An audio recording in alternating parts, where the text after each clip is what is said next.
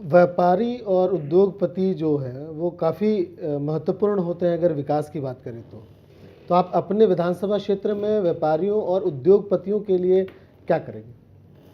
मैं अपने विधानसभा क्षेत्र में व्यापारियों के लिए और उद्योगपतियों के लिए सबसे पहले तो उनको आश्वस्त करूंगा भाई कानून व्यवस्था यहाँ की ठीक रहेगी। मैं यहाँ का विधायक हूँ, आपको कोई डर नहीं, कोई भय नहीं जी। बिजली की व्यवस्था उनके लिए करवाऊंगा ताकि उनको बिजली, उनके उद्योगों को बिजली मिल सके। और तीसरी बात, उनको वहाँ अपने लेवल पे या सरकारी लेवल पे उद्योग लगाने के लिए जमीन की व्यवस्था, जहाँ वो उद्योग लग सके, उसका प्रबंध कराऊंगा। जी, थैंक यू। और अंतिम चौथा सवाल दीपक अरोड़ा जी। जिला परिषद और ब्लॉक समिति इलाके के विकास में क्या और कितना रोल अदा करते हैं? जिला परिषद और क्या बोला सर? ब्लॉक समिति। ब्लॉक समिति जो पंचायती राज संस्था है, जिला परिषद है, ब्लॉक समिति उनका मेरा मानना यह है कि उनका इलाके के विकास में सहयोग पूरा है, पैसा लगता है, लेकिन सरकारी तौर पे उसमें भी कमियां होती हैं क्योंकि उसमें कमीशन कुछ अफसरशाही, कुछ उसमें पैसे खा जाते हैं। उनको बारीकी से ध्यान से देखने की बात है। पैसा लगता है, कम लगता है, मेरा मानना ये है। कमीशन में पैसा ज़्यादा चला जाता है? हाँ, चला जाता है। कमीशन खोरी कौन करता है? प्रशासन करता है कि वो प्रतिनिधि करते हैं?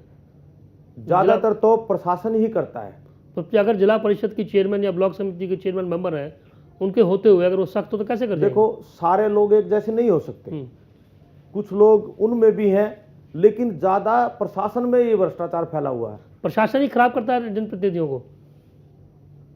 वो कोशिश करता है, जो ईमानदार लोग वो खराब नहीं होते और जो नहीं ईमानदार हैं वो बैठ जाते हैं। इसको कैसे ठीक करोगे आप? मैं इसको, अगर मेरे को जनता चुनती है तो सबसे पहले तो ईमानदार खुद का होना, और दूसरी बात ईमानदार लोगों की वहाँ अपॉइंटमेंट कराना और उनको बारीकी से ध्यान रखना। और एक नंबर, मैं खुद का एक नंबर ऐसा दूंगा कि भी जिस भी कहीं कोई गड़बड़ हो तो इस नंबर पर आप सूचना करो या लिखित में या मेरे को दे के जाओ ताकि मैं उसका निदान कर सकूं। ठीक है सुरेश जी। 4 सवाल। जूरी के सवालों का आप जवाब देंगे विनोद सिंगला जी। आप जज साहब। विनोद जी से पहला सवाल करेंगे मलिक साहब। विनोद जी, ये जातिगत राजनीति, इसको आप कितना सही या गलत मानते हैं? जातिगत राजनीति बहुत ही गलत भावना है ये लोगों के अंदर जो जातिगत राजनीति करते हैं। राजनीति बिल्कुल 36 बिरादरी की और समुचित रूप से होनी चाहिए, और मैं जातिगत राजनीति का विरोध करता हूँ और उसको गलत मानता हूँ। क्यों गलत है जातिवादी की राजनीति? जातिवाद की राजनीति इसलिए गलत है कि मान लो कोई इलाके का विधायक होता है और वो अपनी जाति के लोगों का काम करता रहे, उनके लोगों को रोजगार दिलवाता रहे, उन्हीं के काम करता रहे, तो जो दूसरे लोग हैं वो उससे वंचित रह जाते हैं।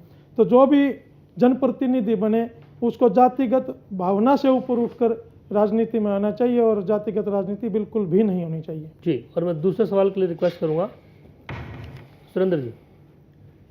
सिंगला जी, अगर आपको मुख्यमंत्री बना दें तो पूरे देश का, पूरे प्रदेश का विकास कैसे करेंगे बराबर साहब? 3 प्राथमिकताएं बता दीजिए। पूरे प्रदेश के अंदर सबसे पहली बात तो समुचित और समग्र विकास होना चाहिए। क्षेत्रवाद की भावना किसी भी प्रदेश के मुखिया के मन में नहीं होनी चाहिए। और रोजगार के मामले में इंडस्ट्रियलिस्ट हमें बनानी है। शिक्षा के स्कूल, कॉलेजेस, अब एम्स एक क्षेत्र में खुल गया, एक जगह जो है काम हो रहा है, एक क्षेत्र में काम नहीं हो रहा। क्षेत्रवाद की भावना से ऊपर उठ के प्रदेश के मुखिया को काम करना चाहिए। आप कैसे करेंगे? अगर आप सीएम हुए तो आप कैसे करेंगे? अगर मैं मुख्यमंत्री हुआ तो सबसे पहले मैं ये सुनिश्चित करूंगा कि हर इलाके की समस्याओं का एक आंकलन मेरे पास आए और जो प्राथमिकताएं जिस क्षेत्र में हैं उनको प्राथमिकताओं के आधार पर उन समस्याओं को वहाँ से निपटाने का काम करूंगा। और अपने अंदर विश्वसनीयता, जनता के अंदर जनप्रतिनिधि की विश्वसनीयता होनी चाहिए और उस विश्वसनीयता को कायम करते हुए मैं पूरे क्षेत्र में समान रूप से विकास कराऊंगा। ये अब जो समस्याएं हैं तो वहाँ प्राथमिकता किसको देंगे आप? जो ज़्यादा समस्याएं हैं जैसे आज के दिन जैसे वो बताइए, 3 समस्या आप बता चुके हैं पहले, वो प्राथमिकता देंगे उसकी। आई थिंक प्लस दूसरा सवाल पूरा होता है और मैं तीसरे सवाल के विजन जी आपसे कर रहा हूँ। जी, हरियाणा की खेल नीति कैसी होनी चाहिए?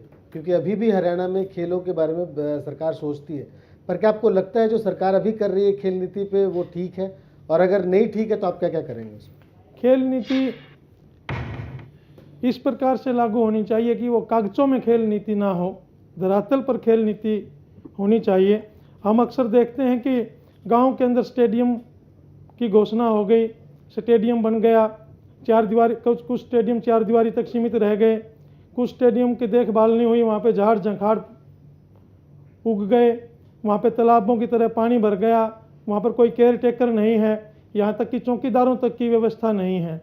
तो खेल नीति में इस प्रकार का प्रावधान होना चाहिए कि अगर हम अपने ग्रामीण क्षेत्र के या शहरी क्षेत्र के युवाओं को खेलों की अगर अग्रसर करना चाहते हैं, उनको प्रोत्साहित करना चाहते हैं, तो उनको उनके लिए इंफ्रास्ट्रक्चर और जो मूलभूत सुविधाएं हैं वो उपलब्ध करानी पड़ेंगी, तभी जाके ये जो खेल नीति जिसका हम बार बार ढिंढोरा पीटते रहते हैं वो कारगर सिद्ध हो पाएगी।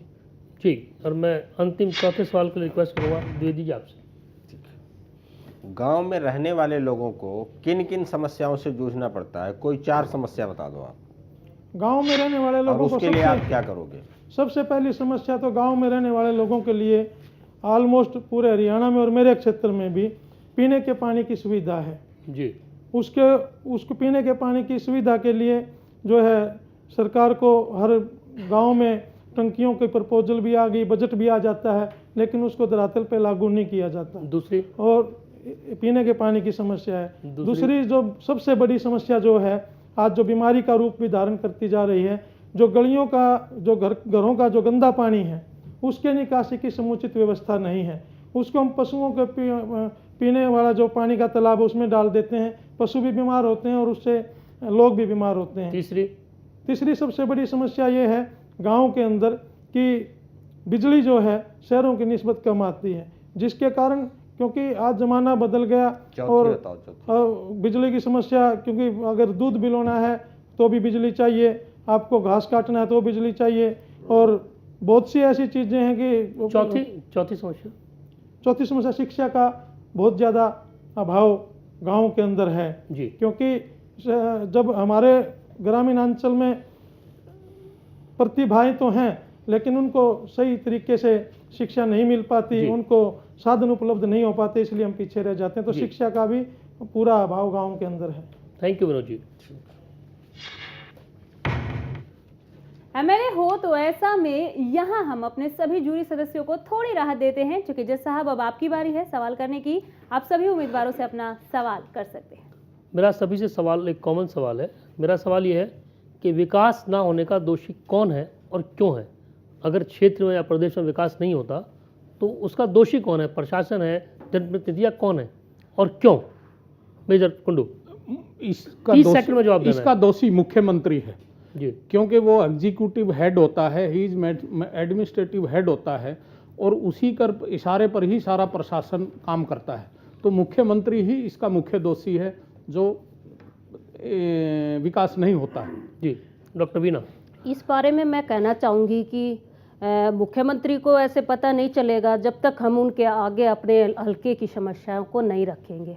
इसके लिए मैं विधायक को दोषी मानती हूँ कि उन्होंने अपनी आवाज़ मुख्यमंत्री जी के सामने रखनी चाहिए, आवाज़ उठानी चाहिए हल्के के विकास के लिए, और मुख्यमंत्री को प्रशासन पे इतनी मजबूती होनी चाहिए कि वो उसका विकास करवा सके, हल्के की जो भी प्रॉब्लम है उसका समाधान करवा। लेकिन सिर्फ मुख्यमंत्री विधायक ही दोषी होता है, प्रशासन जनता दोषी नहीं है?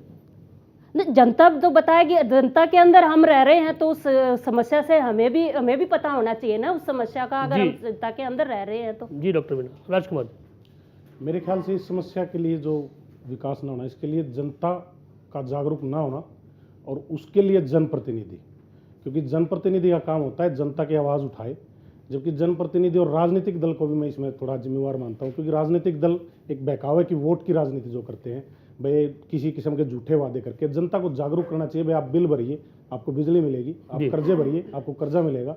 हर चीज़ को जनता को जागरूक करना कि आप वोट दीजिए, उसका आपको अधिकार मिलेगा। ठीक है राजकुमार जी। सुलेख जी। मैं इसके लिए दोषी एमएलए और एमपी को मानता हूँ, क्योंकि एमएलए और एमपी सरकार के सीएम के पास जाके हल्के के विकास की बात ना करके अपने विकास की बात करते हैं। अगर वो हल्के के विकास की बात करे तो मैं नहीं मानता कि कहीं हल्के में विकास ना हो। 100% विकास होगा, ईमानदार अधिकारी होंगे तो अपने आप विकास होगा। जी सुरेश जी।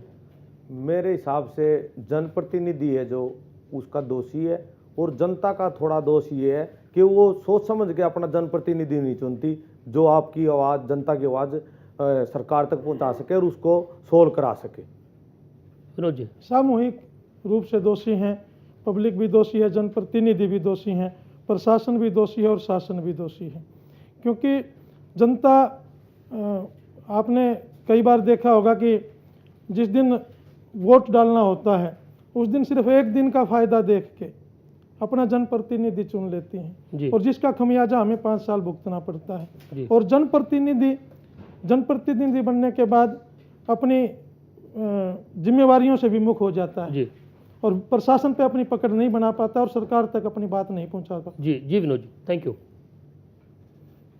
तो यहाँ इस तरह सवाल जवाब राउंड खत्म होता है और अब बारी है तीसरे राउंड व्यक्तित्व एवं नेतृत्व की।